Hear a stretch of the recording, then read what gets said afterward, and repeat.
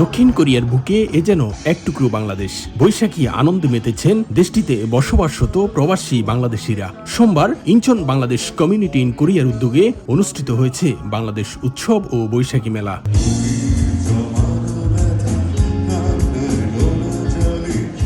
দেশটির Incheon grand পার্কে দেশীয় শিল্পীদের সুরের মোহনায় বাসলেন হাজারো প্রবাসী। প্রিয় শিল্পীর বিভিন্ন অ্যালবামের ক্যাসেটের ফিতা টেনে গান শোনার সেই মুহূর্তগুলো স্মৃতি ভেসে ওঠে এই সময়। এ আয়োজন উপলক্ষে দক্ষিণ কোরিয়ার মাটিতে বাংলাদেশ উৎসবে মঞ্চ মাতালেন জনপ্রিয় সঙ্গীত শিল্পী আসিফ আকবর। একের পর এক গান গেয়ে মাতিয়ে তুলেন প্রবাসীদের।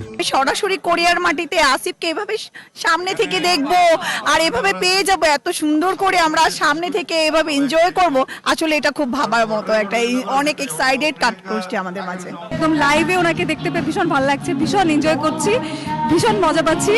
সর্বোপরি খুবই আনন্দ লাগছে এবং মানে এনজয় করছি প্রত্যেকটা মুহূর্ত। বাংলাদেশ থেকে আগত শোবিজের আলোচিত মডেল অভিনেত্রী প্রিয়াঙ্কা জামানের উপস্থাপনায় একসঙ্গে মঞ্চ মাতিয়েছেন সঙ্গীত শিল্পী আক্তার রিয়া। বাংলা সঙ্গীতের মোছনায় মেলা ছিল আনন্দমুখর।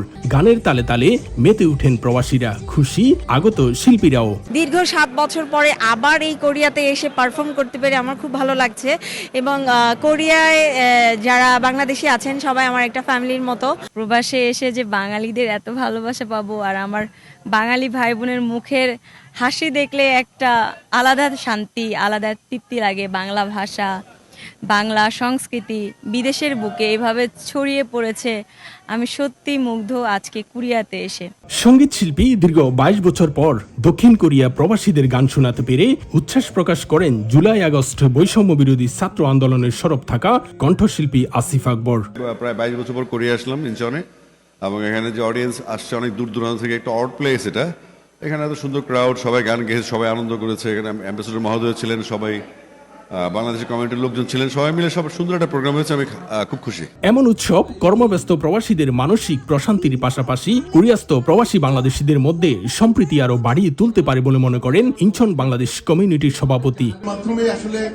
অনুষ্ঠানে প্রধান অতিথি হিসেবে ছিলেন বাংলাদেশ দূতাবাসের রাষ্ট্রদূত তৌফিক ইসলাম সতিল। উৎসবের আয়োজনে ছিল পিঠাপুলি সহ বাংলা সংস্কৃতি ঐতিহ্যের হরেক রকম খাবার।